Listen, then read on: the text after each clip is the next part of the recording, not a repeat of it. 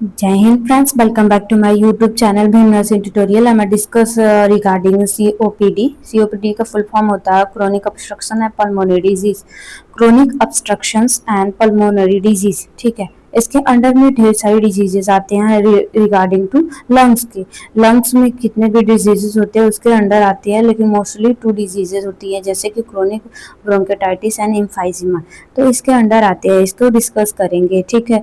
और other diseases में जैसे टीबी हो गया, इन्फ्लामेशन लंग्स हो गया, अदर अदर डिजीजेस निमोनिया वगैरह हो गया, अदर डिजीजेस हो गए, ठीक है। तो इसके अंडर आते हैं। सीओपीडी का मतलब होगा क्रोनिक ऑब्स्ट्रक्शन। ऑब्स्ट्रक्शन मतलब कोई रुकावट आ रहा है रिस्पायरेटरी, जैसे ये हमारा रिस्पायरेटरी सिस्टम्स हो गया, ठीक है। ये हमारा लंग्स हो गया, ठीक है। इसके अपर रिस्पायरेटरी सिस्टम हो गया चाहे लोअर रिस्पायरेटरी सिस्टम हो गया, इसमें भी एयर जो पाथवे है एयर पाथवे में कोई रुकावट आ जाए, ऑब्स्ट्रक्शंस आ जाए, उसी को कहेंगे पल्मोनरी ऑब्स्ट्रक्शन डिजीज, या बोल कर सकते हैं क्रोनिक ऑब्स्ट्रक्शंस पल्मोनरी डिजीज, ठीक है। ये यूनिट नंबर 4 होता है हमारा एडल्ट नर्सिंग हेल्थ का। तो चलिए डिस्कस करते हैं। तो फर्स्ट वन होता है हमारा introduction of the COPD. COPD होता क्या है? It is the lungs disease that is caused by the follow blockage. तो क्या होता है कि जो एयर फ्लो होता है, एयर फ्लो हमने अभी बताया, जैसे कि हमारा लंग्स हो गया, ठीक है। ये हमारा लंग्स हो गया, ये लंग्स हो गया। यहाँ से एयर फ्लो क्या होता है कि लंग्स से जाता है, CO2 जाता है और CO2 निकलता है, ठीक है। एयर फ्लो जो होता है उसमें कोई ब्लॉकेज आ जाए या कहीं ऑब्स्ट्रक्शंस आ जाए, अंदर ब्रीथिंग्स प्रॉब्लम्स, उसके वजह से क्या होता है कि एयर एक्सचेंजेस जो होता है उसमें प्रॉब्लम्स क्रिएट हो जाए, उसी को कहेंगे COPD। मतलब क्रोनिक, क्रोनिक मतलब बहुत खतरनाक, या बोल सकते हैं कि बहुत डीपली डिजीज हो। ऑब्स्ट्रक्शंस मतलब कोई भी रुकावट आ जाए, ठीक है। पल्मोनरी मतलब हमारा लंग्स हो गया, डिजीज मतलब डिजीज हो गया, ठीक है। इट इज द प्रॉब्लम्स हो गया, ठीक है। It is the group of the disease that including by chronic bronchitis and emphysema. तो क्या होता है कि इसमें क्या बोला गया है, इसमें जो इन्वॉल्विंग डिजीज है ये ग्रुप डिजीज होती है। जैसे कि इसमें ग्रुप डिजीज में हमारा क्रोनिक ब्रोंकेटाइटिस हो गया, ठीक है। ये ब्रोंकेटाइटिस है, TISE की ब्रोंकेटाइटिस एंड एम्फाइजिमा आते हैं, ठीक है। This is the general term for the group of the lungs disease that causes by airflow blockage of the respiratory problem। तो ये जनरली ग्रुप सब जो डिजीज होती है वो कॉज करती है एयर फ्लो को ब्लॉकेज करने में एंड रिस्पायरेटरी प्रॉब्लम क्रिएट करने में है, बहुत योगदान होता है इसका, ठीक है। तो ये ब्लॉकेज कैसे आएंगे ये हम थोड़ा सा देख लेते हैं। तो जैसे कि ये हमारा लंग्स हो गया, ठीक है। हमें कोई भी पेशेंट है उसको हुआ है ब्रोंकेटाइटिस या एम्फाइजिमा। एम्फाइजिमा क्या होता है उसके बारे में भी डिस्कस करेंगे, ब्रोंकेटाइटिस भी डिस्कस करेंगे। उसके वजह से क्या होगा कि कोई ऑब्स्ट्रक्शंस आ जाता है, जैसे कि इन्फ्लामेशन हुआ हमारे लंग्स में, कहीं भी लंग्स में इन्फ्लामेशन हुआ, उसके वजह से क्या होगा कि उसकी वजह से क्या होगा कि जो हमारा पाथवे है उसमें इन्फ्लेमेशन होगा, इन्फेक्शंस होगा, उसमें क्या होगा कि जो ब्रीथिंग पैटर्न है वो डिस्टर्ब होंगे, ठीक है। नेक्स्ट वन होगा कि they are mostly common COPD, emphysema, chronic bronchitis, ठीक है। ये मोस्टली कॉमन इसमें होते हैं COPD में, ठीक है। तो they are primarily causes of the COPD is prolong exposures. अगर हम लंबे समय तक एक्सपोजर्स में रहते हैं तो फिर उसकी वजह से भी COPD कॉज कर सकता है। हार्मफुल पार्टिकल्स एंड गैसेस की वजह से भी COPD कॉज करता है। सेग्रीगेशंस जैसे जेनेटिक्स भी हो सकते हैं, तो इसके वजह से क्या होता है कि हमारे COPD कॉज कर सकते हैं। नेक्स्ट देख लेते हैं क्रोनिक ब्रोंकेटाइटिस क्या होता है। COPD characterized by the persistent inflammations of the airway। जो होता है कि जो हमारा COPD होता है वो करेक्टराइज्ड क्या होता है कि ये COPD के अंदर ये डिजीज आती है, पता है उतना इन्फ्लामेशन हो जाता है। किसमें इन्फ्लामेशन हो रहा है? तो हमारा जो एयर पाथवे है उसमें इन्फ्लामेशन हो जा रहा है, ठीक है।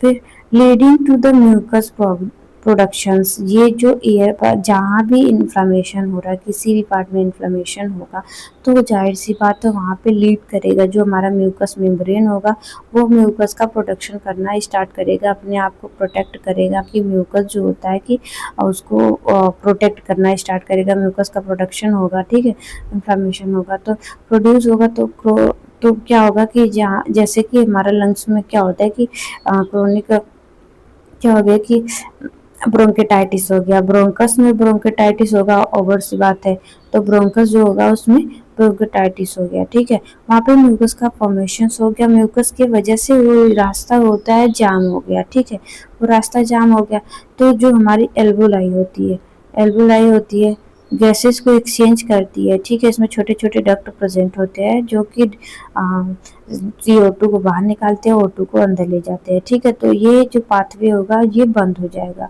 या ब्लॉकेज हो जाएगा, ऑक्सीजन का लेवल जो होगा वो डिक्रीज हो जाएगा, ठीक है, और कफिंग स्टार्ट हो जाएगा, पेशेंट जो होगा उसको कफिंग होगा, क्रोनिक और रिडक्शंस ऑक्सीजन का रिडक्शंस हो जाएगा, ठीक है, तो ये क्रिएट होता है इसमें क्रोनिक ब्रोंकेटाइटिस में। अब ब्रोंकेटाइटिस होता कैसे कैसे है, तो जैसे कि हम एक्सपोजर्स में आ रहे हैं, अगर हमें कोई और डिजीजेस है, कम्युनिकेबल डिजीजेस होते हैं, ये कम्युनिकेबल डिजीजेस हो गया, ठीक है, और जैसे निमोनिया वगैरह हो गए इसमें भी हो सकते हैं, ठीक है, और कोई भी कॉमन कोल्ड कफ है उसकी वजह से क्रोनिक चेंजेस अगर हमने ट्रीटमेंट नहीं कराए तो क्रोनिक चेंजेस में कन्वर्ट हो सकते हैं, ठीक है, तो ऐसे होता है क्रोनिक ब्रोंकेटाइटिस में इन्फ्लेमेशन एंड इन्फेक्शन, ठीक है। नेक्स्ट हम देख लेते हैं एम्फाइजिमा। एम्फाइजिमा होता क्या है? This is the type of the COPD characterized by the gradual destructions of the air sac. तो क्या होता है कि ये जैसे कि हमने मोटा मोटा समझ लेना है तो कि एम्फाइजिमा मेन चीज होता क्या है, जैसे कि ये हमारा लंग्स हो गया, ठीक है, लंग्स हो गया, ब्रोंकस हो गया, ब्रोंकेटाइटिस हो गया, ठीक है, फिर उसके बाद एल्वुलाई हो गया, ठीक है। अब देखिए जो एल्वुलाई को ही एयर सेक बोलते हैं या बोल सकते हैं कि जो अंगूर के गुच्छे नुमा होती हैं, ठीक है, एल्वुलाई, उसको एयर सेक बोलते हैं। ये परमानेंटली ये बोल सकते हैं कि इरिवर्सिबल डिजीज होते हैं एम्फाइजिमा। ये परमानेंटली एल्वुलाई जो होते हैं जब हम सांस लेते हैं, ठीक है, ऑक्सीजन भरता है तो ये क्या होता है कि अंगूर की तरह फूल जाते हैं, ठीक है, फिर जब ऑक्सीजन चले जाते हैं, कार्बन डाई निकलते बाहर तो ये पिचिक जाते हैं, ठीक है, लो कंसंट्रेशन हो जाता है इसका।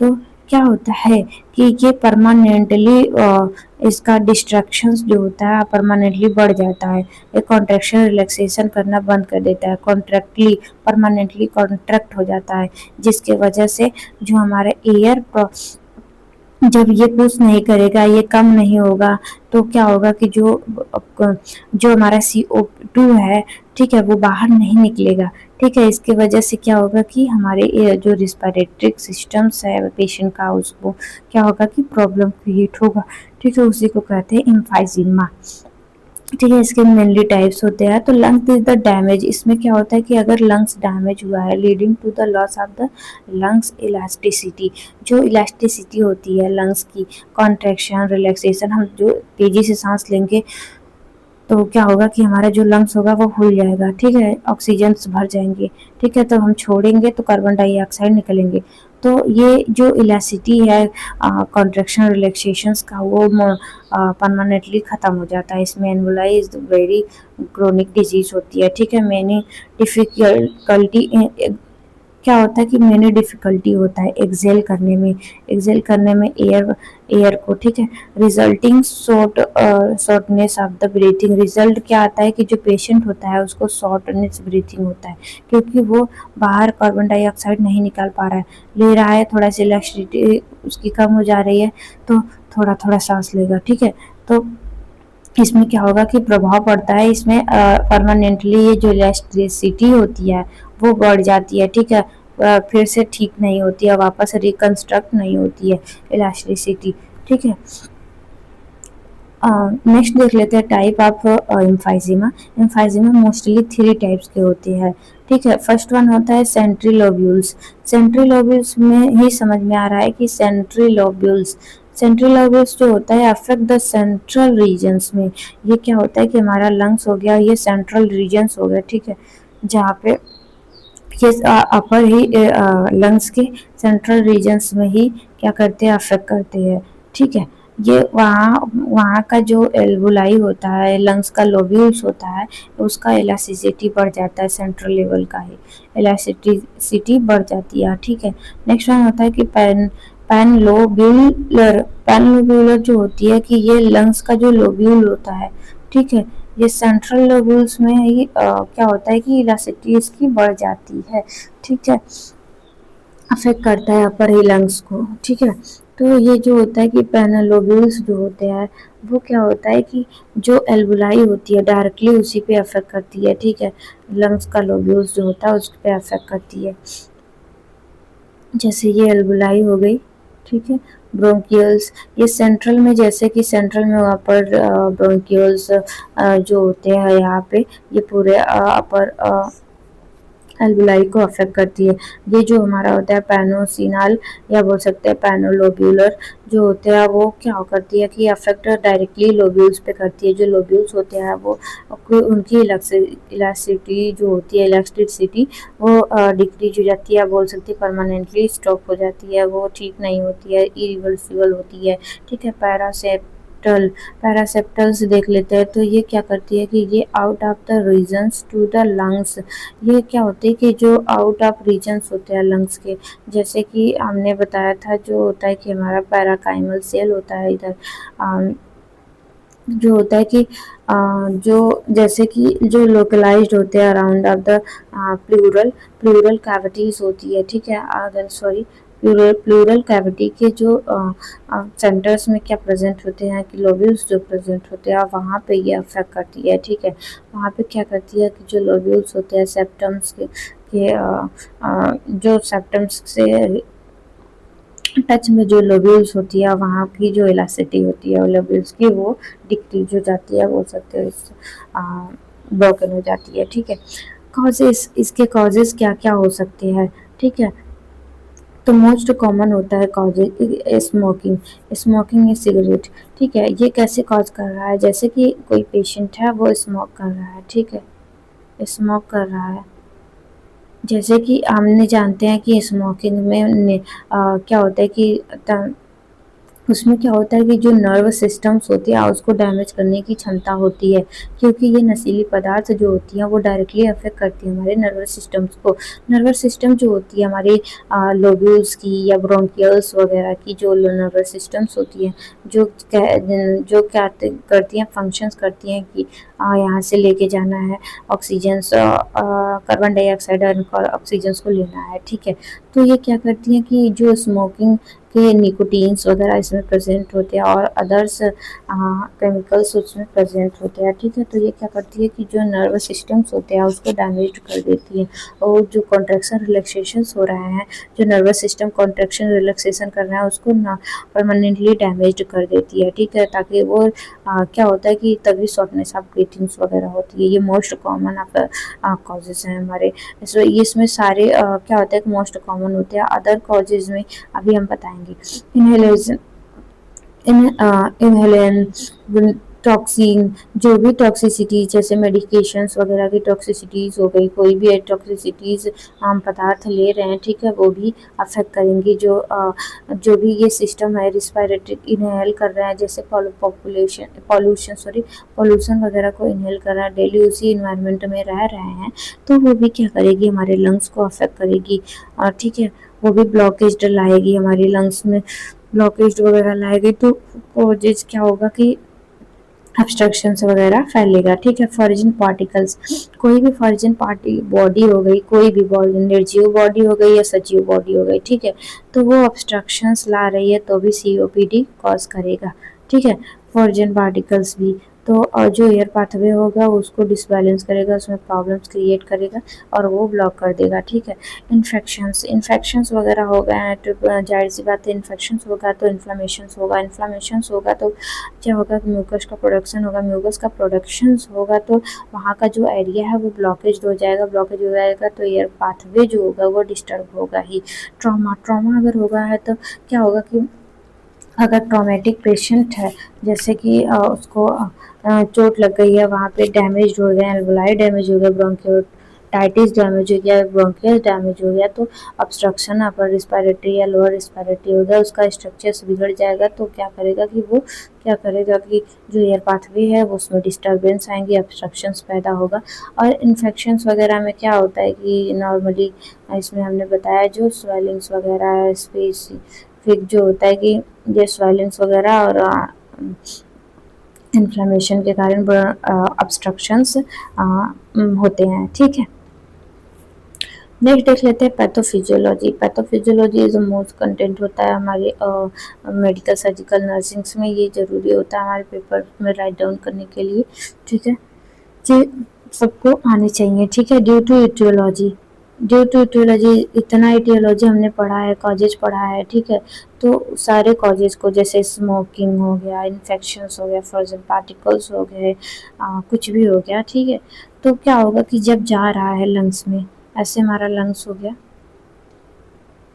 ये लंग्स में जैसे कि है, ठीक है, कोई भी प्रॉब्लम क्रिएट किया तो वहाँ जाके क्रिएट करेगा तो इन्फ्लामेशन होगा, वहाँ की जो नर्व वगैरह होंगी, वाल वगैरह होंगी वो डैमेज्ड होंगी। ठीक है, एपिथेलियल जो सेल होगा, एपिथेलियल सेल हमने जानते हैं कि जो एपिथेलियल सेल होती है और कनेक्टिव टिश्यूज़ वगैरह होते हैं वहाँ पे, तो वो क्या करते हैं कि वो इलास्टिसिटी को बनाए रखते हैं, वो कॉन्ट्रैक्शन एंड रिलैक्सेशंस में हेल्प करते हैं। ठीक है, तो वो सब डैमेज्ड होंगी। ठीक है, वो सब डैमेज्ड होंगी तो न्यूट्रोफिल्स, माइक्रोफेजेज वगैरह जो हमारी बॉडी की एंटीबॉडीज़ होंगी। ठीक है, एंटीबॉडी एंड एंटीजन रिएक्शंस होते हैं ना हमारे बॉडी में, एंटीजन बाहर के हो गए, एंटीबॉडी हमारी बॉडी की हो गई। ठीक है, तो ये हमारा न्यूट्रोफिल्स हो गया, माइक्रोफेजेज हो गया। माइक्रोफेजेज क्या करती हैं कि जो पॉइजन पार्टिकल्स होता है उसे किल करके इनगल्व कर लेती हैं, खा जाती हैं। न्यूट्रोफिल्स क्या करती हैं, उसको किल करने में हेल्प करती है, फाइटिंग करने में हेल्प करती है पॉइजन पार्टिकल से, और फिल्ट्रेशन कर देती है। ये सब क्या करते हैं वहाँ पे प्रेजेंट हो जाएंगे। जब ये सब अपने आप में युद्ध होगा तो यहाँ पे क्या होगा कि इन्फ्लेमेशन होगा, इन्फेक्शंस होएगा, फिर एयर नैरो हो जाएगा। अगर इन्फ्लेमेशन, स्वेलिंग, इन्फेक्शंस होगा तो एयर पाथवे होगा तो वो नैरो हो जाएगा, यहाँ पे ढेर सारी भीड़ हो जाएगी तो एयर पाथवे जो होगा वो नैरो हो जाएगा। ठीक है, अब नेक्स्ट देख लेते हैं कि अब उसके बाद क्या होगा। उसके बाद ये होगा कि release cytokine and elasticities and protein broken down. ठीक है, तो ये सारी जो होती कि जो एल्वुलाई होगी जहाँ पे फाइटिंग हो रही थी, अभी हमने बताया जहाँ पे फाइटिंग हो रही थी लंग्स में। ठीक है, तो वहाँ की जो इलास्टिसिटी होगी, हमने बताया ना ये वाल्व खराब होगा तो इलास्टिसिटी गायब हो जाएगी वहाँ से। तो ये इलास्टिसिटी जो कॉन्ट्रैक्शन रिलैक्सेशन करवा रही है एल्वुलाई की ब्रोंकियल के थ्रू, वो एयर वे जो होता है कि जा रहे हैं तो वो ख़त्म हो जाएगी। Broke down the elasticity and connective tissues, हमने अभी बताया कनेक्टिव टिश्यू और जो इलास्टिसिटी होती है एल्वुलाई की कॉन्ट्रैक्शन रिलैक्सेशन की, वो ब्रेक डाउन हो जाएगी या बोल सकते टूट जाएगी, वो बोल सकते हैं कि परमानेंटली चली जाती है। Collapse of the respiratory bronchioles and airway obstructions, ये कोलैप्स कर जाएंगे। ठीक है, ख़त्म हो जाएंगे जो रिस्पायरेटरी ब्रोंक्यूल्स होंगे वहाँ के, और एयर ऑब्स्ट्रक्शंस हो जा रहे हैं। ठीक है, हमारी लंग्स में। ठीक है, तो कोलैप्स कर जाएंगे वहाँ पे। नेक्स्ट वन होता है कि reducing by lungs gases exchange and hypoxia cause करेगा। ठीक है, यहाँ पे ऑक्सीजन की कमी हो जाएगी, जो एक्सचेंजेज है जैसे कि हम सांस को ले रहे हैं और फिर छोड़ रहे हैं कार्बन डाइऑक्साइड। ठीक है, तो ये सिस्टम जो होगा वो क्या करेगा, रिड्यूस हो जाएगा। नेक्स्ट वन देख लेते हैं साइन सिम्टम्स क्या क्या कॉज होंगे। ठीक है, कफिंग होगा क्रोनिक, ये मोस्ट कॉमन साइन सिम्टम्स होते हैं। कफिंग होना, अगर कोई भी प्रॉब्लम्स हो रही हैं हमारी लंग्स में, ठीक है, कफिंग हो रहा है, अगर वहाँ पे क्रोनिक इन्फ्लामेशन ऑब्स्ट्रक्शंस हो रहा है, नहीं निकल रहा है, जोर जबरदस्ती कर रहे हैं, कफिंग के साथ ब्लीडिंग भी हो सकती है, ठीक है। और ब्लीडिंग का जो कंडीशंस होता है मोस्ट कॉमनली टीबी वाले पेशेंट को होती है, ट्यूबरकुलोसिस वाले पेशेंट को। और स्टेरॉयडल क्या होगा कि जो कफिंग, क्रोनिक कफिंग होगा, क्यों कफिंग हो रहा था, क्योंकि फॉर्जन पार्टिकल्स जाएंगे, ठीक है, म्यूकस का फॉर्मेशन होगा, तो कफिंग तो मोस्ट कॉमनली है कि कफिंग होगा ही होगा, ठीक है। उसके बाद होगा कि स्टेरॉयडल। स्टेरॉयडल मतलब क्या होता है कि हाई पिच साउंड आएगा, जो हमारा लंग्स का साउंड होता है, सांस लेने का, खींचने का, जो भी होता है कि एक्सचेंज करने का, तो वो हाई पिच ब्रीथिंग साउंड आएगा, ठीक है। डिस्पीनिया होगा, डिस्पीनिया में डिफ़िकल्टी होगा, ब्रीथिंग प्रॉब्लम होगी, और जो पेशेंट होगा उसको सांस लेने में प्रॉब्लम होगी। जब सांस लेने में प्रॉब्लम होगी तो हम मैनेजमेंट में क्या करेंगे कि हमें वेंटिलेटर पे पेशेंट को रखना है। ट्रैकीपीनिया, ट्रैकीपीनिया क्या होता है कि रैपिडली ब्रीथिंग रेट जो होता है कि वो रैपिडली ब्रीथिंग रेट थोड़ा थोड़ा ही लेगा लेकिन जल्दी जल्दी लेगा, ठीक है, तो ट्रैकीपीनिया कहलाएगा, वो ऐसा पेशेंट का कंडीशंस हो जाता है। फिर है साइनोसिस। साइनोसिस में जो स्किन होगा वो हमारा ब्लूइश हो जाएगा, जो पेशेंट होगा वो ब्लूइश हो जाएगा। क्यों ब्लूइश हो रहा है, क्योंकि जो ऑक्सीजन्स है, ठीक है, हमारी बॉडी में नहीं पहुंच पा रहा है, और कार्बन डाइऑक्साइड का जो लेवल हो रहा है हमारी बॉडी में वो बढ़ता जा रहा है, बढ़ता जाएगा, तो जो हमारी छोटी छोटी सेल हैं, कैपिलरीज हैं हमारी बॉडी की, वो डैमेज होंगी, वो डैमेज होंगी तो स्किन के बाहर से क्या दिखेगा, ये ब्लूइश दिखेगा, स्किन भी डैमेज होंगी थोड़ी थोड़ी, जब उनको ऑक्सीजन नहीं मिलेंगे तो वो मरने लगती हैं। फिर इसमें बाद डायग्नोसिस, हम क्या क्या डायग्नोस्टिक टेस्टिंग करेंगे, तो मेडिकल हिस्ट्री कलेक्शन लेंगे कि पेशेंट को कुछ आगे से हुआ है कि नहीं हुआ है। फिर उसके बाद फिजिकल एग्जामिनेशंस लेंगे, ठीक है, फिजिकल एग्जामिनेशंस में ये देखेंगे कि जो फिजिकली वो कितना एबल है, ट्रॉमा वगैरह हुआ है तो कहाँ चोट लगी, कहाँ नहीं चोट लगी है, ठीक है, तो ये सब देखते हैं। नेक्स्ट होता है चेस्ट, जो चेस्ट होगा पेशेंट का, उसका एक्सरे होगा। एक्सरे में देखे जाएंगे कि ये एल्बुलाई में कहाँ पे एम्फाइजिमा है, या कहाँ पे सीओपीडी है, मतलब ऑब्स्ट्रक्शंस है कहाँ पे, ठीक है, ठीक है। सीटी स्कैन करेंगे, सीटी स्कैन में पूरा स्कैन देखेंगे कि फंक्शंस क्या है उसका, और कैसा है लंग्स, ठीक है, ट्रॉमा वगैरह हुआ है तो कहाँ पे चोट वगैरह आई है, वो सब चेंज करेंगे। एपीजी एनालिसिस करेंगे, आर्टेरियल ब्लड गैसेस चेक करेंगे, ठीक है, जो गैसेस का लेवल हमारे बॉडीज़ में है वो कितना है कितना नहीं है, और उसको टेस्ट एनालाइज करेंगे। फिर स्पूटम एग्जामिनेशन करेंगे, स्पूटम एग्जामिनेशन में ये चेक करते हैं कि इसमें कल्चर मीडिया वगैरह सब कुछ करते हैं, ताकि पता चल सके कि कौन सी बैक्टीरिया वायरसेस इसमें इन्फेक्शन इन्फ्लामेशन फैला रही है, और स्पूटम्स जो का म्यूकस का प्रोडक्शन हो रहा है कितनी मात्रा में हो रहा है, और क्या होता है कि क्या अफेक्ट कर सकती है स्पूटम, ठीक है। पल्मोनरी फंक्शन टेस्ट करवाएंगे, जो हमारा रिस्पायरेटरी पेशेंट का जो रिस्पायरेटरी का फंक्शंस है वो चेक होगा कि कितना वो एक्सेल कर रहा है, कितना इनहेल कर रहा है, ठीक है। तो ये सब चेक करने के बाद ही पेशेंट का ट्रीटमेंट स्टार्ट करते हैं, ठीक है। तो नेक्स्ट वन होता है कि मैनेजमेंट, मैनेजमेंट क्या क्या कर सकते हैं हम, ठीक है। जब भी पेशेंट को अगर आ रहा है ऐसा, तो जब पेशेंट को प्रिस्क्राइब करेंगे डॉक्टर, तो हमें बस वही प्रोवाइड करने हैं। ब्रोंकोडायलेटर देंगे, ब्रोंकोडायलेटर इसलिए देंगे कि हमें अभी पढ़ा था ब्रोंकोडायलेटर क्या काम करता है। ब्रोंकोडायलेटर जाता है नेबुलाइजर के थ्रू भी दे सकते हैं उसे, और इंजेक्शन के थ्रू भी दे सकते हैं ब्रोंकोडायलेटर, ठीक है। ये ब्रोंकस को जाके ना, ये ये ब्रोंकस को जाके चौड़ा कर देता है, या बोल सकता है डायलेट कर देता है, क्योंकि जो भी ऑब्स्ट्रक्शंस होंगे, ठीक है, ये इतना ऑब्स्ट्रक्शंस हो गया, ये ऑब्स्ट्रक्शन इसको डायलेट इतना कर देगा ब्रोंकोडायलेटर, तो जो एयर होगा थोड़ा सा इधर से निकल जाएगा, थोड़ा सा इधर से निकल जाएगा, ऐसे ऐसे पास हो जाएगा।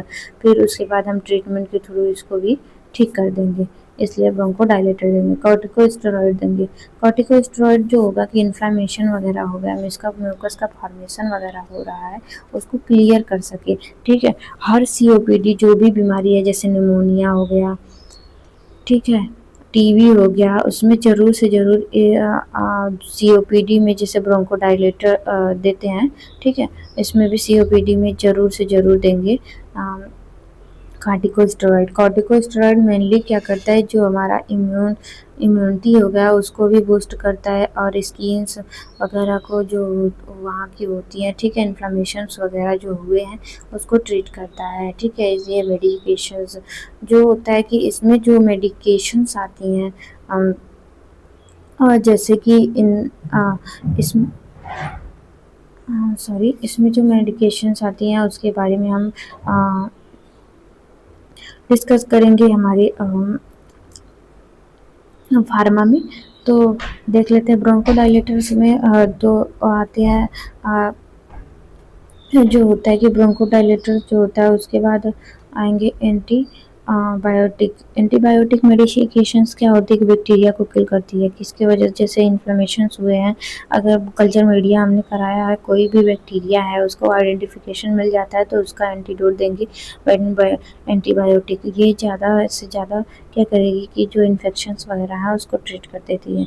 Avoid the smoking and unhygienic diet वगैरह को अवॉइड करेंगे। फिर सर्जिकल मैनेजमेंट में क्या करेंगे, सर्जिकल मैनेजमेंट में 2 सर्जरी आती हैं, इसमें जल्दी सर्जरी परफॉर्म नहीं होती है। सर्जरी 2 आती है, लंग्स ट्रांसप्लांटेशन, अगर पूरा लंग्स एक तरफ का ख़त्म हो चुका है, अगर एल्वुलाई पूरी इलास्टिसिटी सबकी बढ़ चुकी है, या बोल सकते हैं कि रेस्पिरेटरी में प्रॉब्लम क्रिएट हो रहा है, ब्रोंकोडायलेटर नहीं काम कर रहा है, ये सब नहीं काम करेंगे, ये सब मेडिकेशन नहीं काम करेंगे, तो इसमें क्या होगा कि हम मेडिकेशन प्रोवाइड करेंगे कि किसका, तो कि हमारा जो होता है कि लंग्स को ट्रांसप्लांटेशन कर देंगे, दूसरा लंग्स लगाएंगे और ब्लेक्टोटॉमी करेंगे। ब्लेक्टोटॉमी जैसे कि अगर थोड़ा सा एल्बुलाई ख़त्म हुआ है या ऊपर का ख़त्म हुआ है, एल्बुलाई इलास्टिसिटी बढ़ गई है, वो कंट्रक्शन ख़त्म हो गया है, इसकी इलास्टिसिटी ब्रोकन डाउन हो गई है, तो उसको कट करके निकालेंगे बस एल्बुलाई को, और लंग्स ट्रांसप्लांटेशन कर देंगे क्रोनिक कंडीशंस में।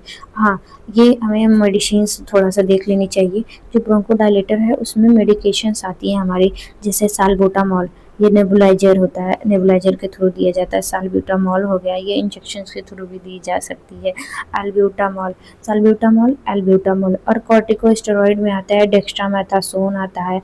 ये नॉर्मली हम मेडिकेशन सबको यूज करते हैं, जैसे इन्फ्लेमेशन जिसको है उसको यूज किया जाता है कॉर्टिकोस्टेरॉइड। डेक्स्ट्रामेथासोन हो गया, डेक्स्ट्रामेथासोन। फिर दूसरा होता है कि प्रेडनिसोलोन,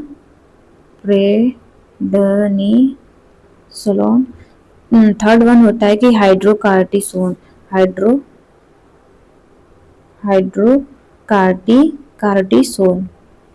हाइड्रोकार्टिसोन, ठीक है।